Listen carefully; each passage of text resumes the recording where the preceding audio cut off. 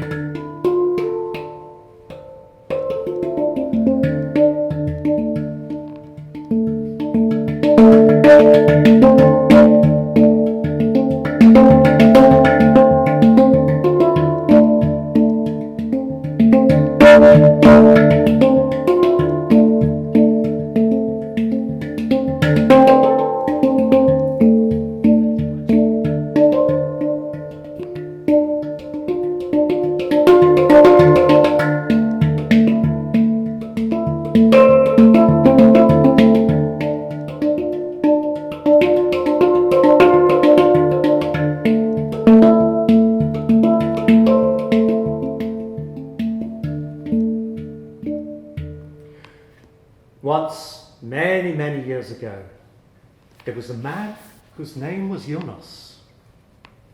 And Yunus was a scholar.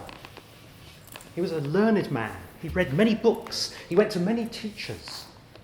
And he read and he read and he read and he taught and he taught and he taught. He was very clever. He wanted to understand. He wanted to understand the meaning of life. He wanted to understand why it is that trees grow and birds fly and food grows out of the ground and rain falls from the sky. He wanted to know what it was that made the world the world. He wanted to know what it was that actually really provided everything that we needed. And his heart was set on discovering the secret of this. And after reading many things and listening to many learned people and many scholars, he decided that he would try a little experiment. To find out for himself why things were the way they were. And what really was the source behind the things that were provided for us. And he thought to himself, well, I know that every day people get up and they go to work and they do a job and they get paid and they use that money to buy the things they need from somebody else who's got another job who does something else, etc., etc., etc. He knew all this stuff, but he knew that this was just complicating things. He knew that this needed to be simplified. And he thought, well, maybe I could be a beggar. But then he thought, no, beggars just get given stuff by people who are just doing what they're being told to do. People learn and it's expected that they give money to beggars. He thought, no, that's not good enough. I want a more purer form, he thought to himself. So he decided that what he was going to do was throw fate to the winds. He decided what he was going to do was he was going to find a place to sit, and he was going to sit there until the greater power that is, the power of God, provided him with true understanding. And so he sat down by a river one day. Well, he thought to himself, I should commit myself to this experiment. And he sat and he waited and he waited and he waited and he waited and he waited, and nothing happened for a whole day. He just sat there. He thought to himself, no, I should commit myself.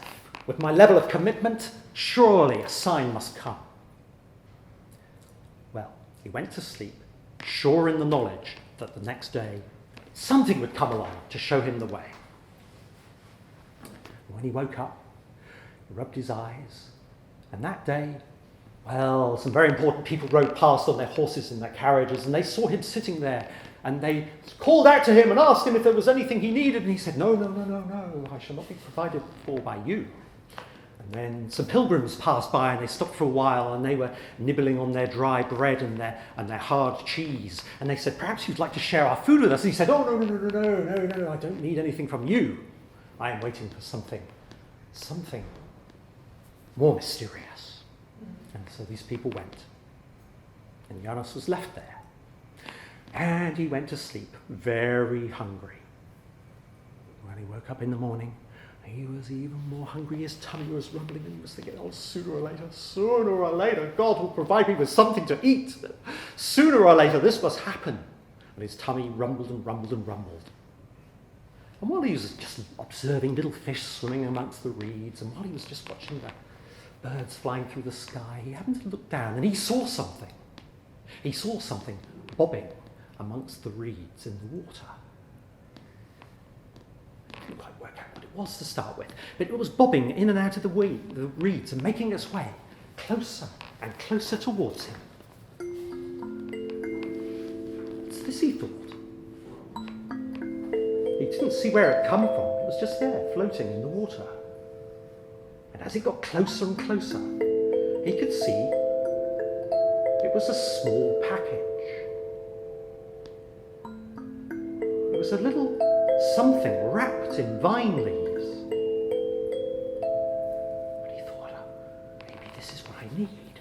And he leaned over and he reached his fingers into the reeds and he lapped the water towards him. And sure enough, the little package, it floated in and out of the reeds and bobbed its way all the way over to Janus. And when Janus picked it up, and he looked at it, it wasn't like anything he'd ever seen before. It was quite heavy. He started to unwrap it, vine leaves tied with a little piece of twine. And he undid the bow, and he pulled back the leaves.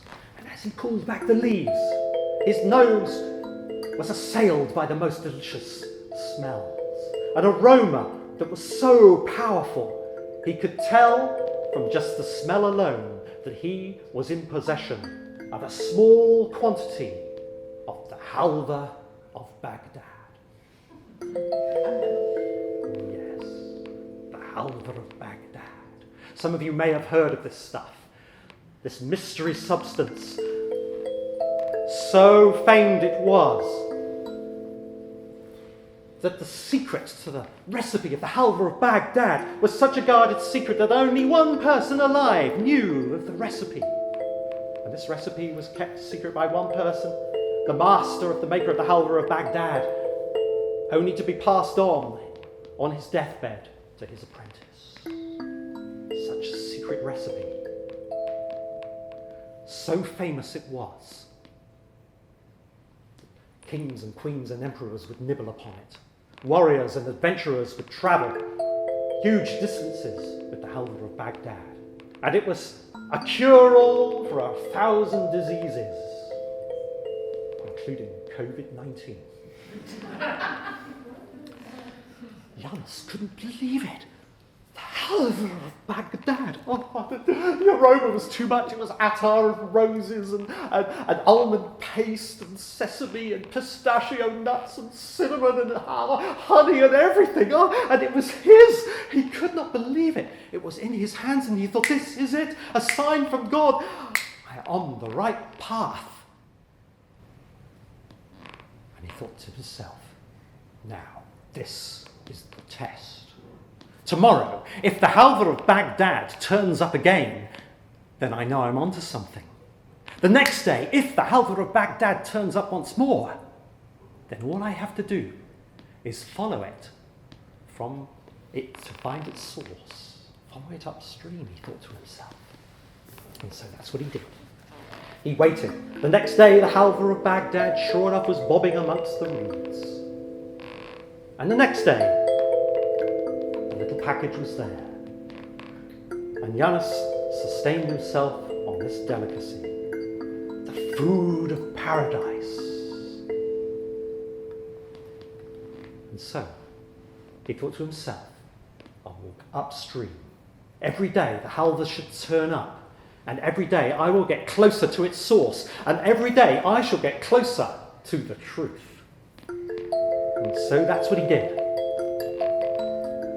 He followed the stream, and every day the halva would turn up, and on and on and on he walked. And the stream, it got narrower and narrower. But instead of disappearing into the mountains like you'd expect, it turned into an enormous lake. Well, how about that, thought Janus? And he stared, for there, in the lake, was an island. And on that island was a beautiful castle. But Janus thought, this must be the source of the food of paradise, the halva of Baghdad. It must come from that castle. But how do I get there? And he looked around for some way of being able to cross the lake to get into the castle to find the source of the food of paradise. But he couldn't see any way to get over. And as he was walking along the shores, he noticed a strange figure hopping and skipping along the edge of the lake. A tall, ragged figure with a cloak of patches and a long grey beard. It was a dervish, and he just happened to live in that part of the world. And he was hopping and skipping his way along the side of the lake, like dervishes sometimes do, and he saw Janus, and he came running up to Janus and he said, "Sir, what brings you to these parts?" And Janus bowed low before the dervish and he said, I am a seeker of the truth, and I need to get to that castle in the middle of the lake. Please, can you tell me how I can do this?" And the dervish looked at him and said, "You want to get to the castle, and yet you know nothing about it." "I must get to the castle. It is true I know nothing about it." "But in that case you need my help," said the dervish. "For no mere mortal can get into that castle without some help from the higher beings. For you see, this castle is guarded by 3 different powerful levels. First of all, it is encircled by a whole army of ogres. Secondly, it is covered by a thick web impenetrable to all. And lastly, it is surrounded by a stone wall so high that no one can climb it. And inside the castle, there are people under a spell they can never leave." And Janus thought, how am I going to possibly get into a castle like that? And the dervish said, "Don't worry, as you are a seeker of the truth, I can help you. For you see, these spells can be dispelled by the jinns, but you must summon them. And to summon them, I will give you a special wazifa." Now, a wazifa is a set of words and a set of movements, that a secret language known to the Sufi dervishes. And this dervish decided that he would teach Janus this particular wazifa. And so, the dervish performed it for him. Intricate, delicate movements that Janus could hardly recognise and hardly understand. He'd never seen anything like it. And the words that the dervish spoke, well, they were words he'd never heard before. But he learnt those movements and he learnt those words. And once he'd learnt those movements and words, the dervish bid him farewell and disappeared on his way. Well, thought Janus, what I've got to do is perfect my wazifa, and the commander of the jinns will surely appear. And once the commander of the jinns has appeared, then the spells will be broken, and I will be one step closer to the occupants of that castle, one step closer to the source of the halva of Baghdad, and one step closer to the truth. And so, many days he practiced his wazifa, doing the movements, making the sounds. Don't expect me to do it, because I have no idea how it's done, and besides, it's to bring the commander of the jinns to our presence, and maybe that's not such a great idea. But Janus, well, he perfected it. And while he was thinking, how surely the time has come when the jinns must appear, when he noticed in front of him a strange, small swirl of dust. Tiny swirl of dust in front of him. Around and around it went, and he watched the dust swirling around. And higher and higher and higher the dust was getting, around and around and around and around and around the dust swirled higher and higher and higher and higher to the sky. Janus stared in amazement as the dust cleared. And there stood a figure the like of which he had never seen before. A man so beautiful and golden, a man appeared to be made of fire, stood before him with fiery eyes and gold and fiery hair. And the man stood there before him and stared down at Janus, and he said, "I am the commander of the jinns. What is it you have called me for?" And Janus He trembled, and he looked at this mighty figure who stood before him, and he said, "Oh, sir, I am a seeker of the truth, and I wish to get into the castle. Please, can you help me?" The commander of the jinns looked down upon Janus, and he said, "I can help you. I can see you are a man of integrity. I can see you are a seeker of the truth." And then he spoke the immortal words, "Your wish is my command, O master." Well, Janus couldn't believe it. He said, "Please, clear the way for me to enter the enchanted castle." And with that, the commander of the jinns disappeared in a flash of lightning and a puff of smoke. And then Janus could not believe it, for as he stared at the castle, the hidden enchantments became visible to his very eyes. Sure enough, there was a whole army of ogres, ready to tear apart anybody who dared to try to enter the castle. But as he watched, from out of the sky, like flying eagles, descended a whole horde of jinns whose job it was to clear away the ogres. And quick as a flash, the ogres were gone. And then he stared. He could see the whole citadel was covered in a giant cobweb. A vast net stretched over the whole castle. And then, as if from magic, as if from the sun itself, more jinns descended. Down they came, around and around and around. They flew around and around the castle. They gathered up the net like a cloud and took it high, high into the sky, where it disappeared. And then, finally, Janus could see the stone wall so high it was totally impenetrable to anyone. The jinns came by, and one by one the stones were dismantled. And one by one, the stones were rebuilt to form a bridge. The jinns intricately created this beautiful bridge that stretched from the shore to the castle. And Janus was able to make his way, dry foot, to the entrance of the castle. There he was greeted by a fearsome guard, who bowed low before him and said, "Sir, you have freed us from the enchantments of the jinns. Enter at your will." And so he entered. And he walked into a beautiful cavern, a beautiful hall. It was so magnificent, it was like Nelson Cathedral, but made of pure crystal glass. And in that hall were many people, many beautiful people, of all different colours and different shapes and sizes. They were the most beautiful people that Janus had ever seen. They were like angels. They were like spirits, but they were people.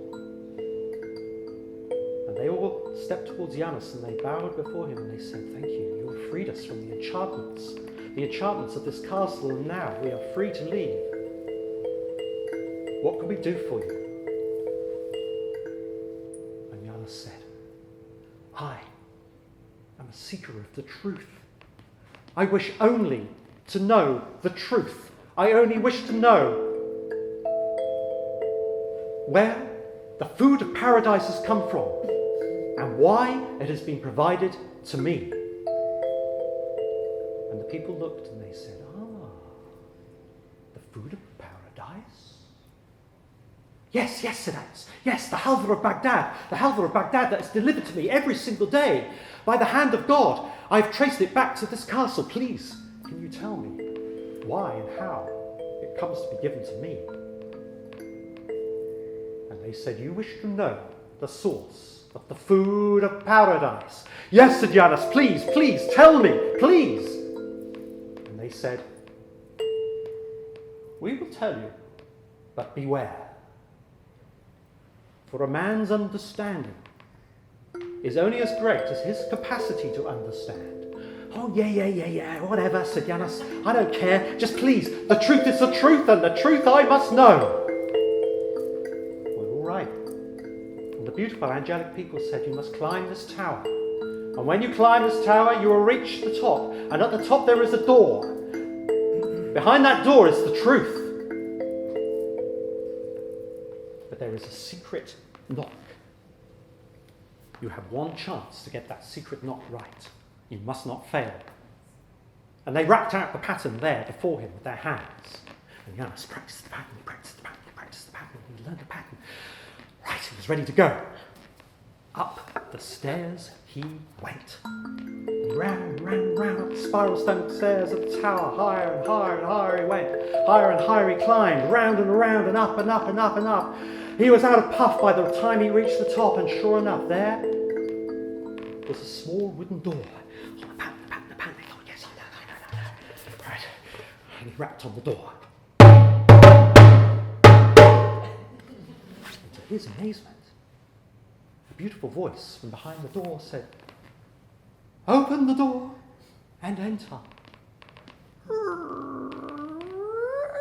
He opened the door, and there he saw, standing in this room at the top of the tower, the most beautiful lady he had ever seen. And she stepped forward and she said, "I am the princess of the tower. You, my friend, have freed me from the enchantments of this castle. I will give you whatever it is you wish in return for this gift." And Janus stepped forward. He said, "The only thing I wish to know is the truth. I wish to know the source of the halva of Baghdad, the food of paradise that has been delivered to me every single day on my quest, on my spiritual quest to find the truth. I need to know where it comes from and why it has been delivered to me and by whom." The princess gave him a slightly puzzled look.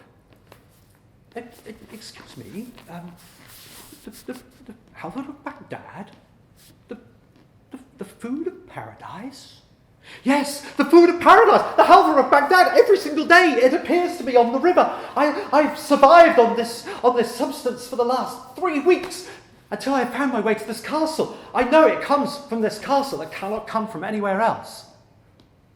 "The halva of Baghdad? Yes, said Janus. It comes to me wrapped in vine leaves with a little piece of string tied around it. Beautiful it is. And every single day I find it floating in the river." "Ah," said the princess, "you mean wrapped in vine leaves like this?" And she produced a little packet, identical to the packet that Janus had been fishing out of the river. "Yes, that's it, the food of paradise, the halva of Baghdad, that's it. Tell me, where does it come from? How is it made? Why is it delivered to me?" And the princess looked at Janus and she said,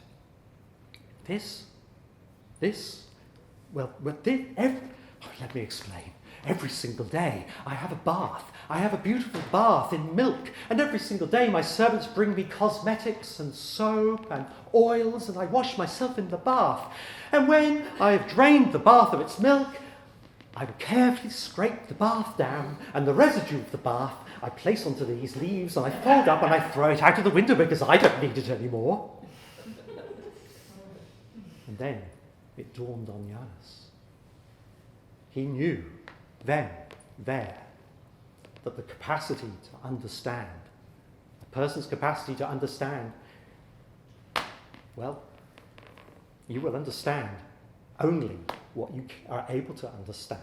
For her, it was the remains of her bath, and for Janus, it was the food of paradise. Thank you, my friends.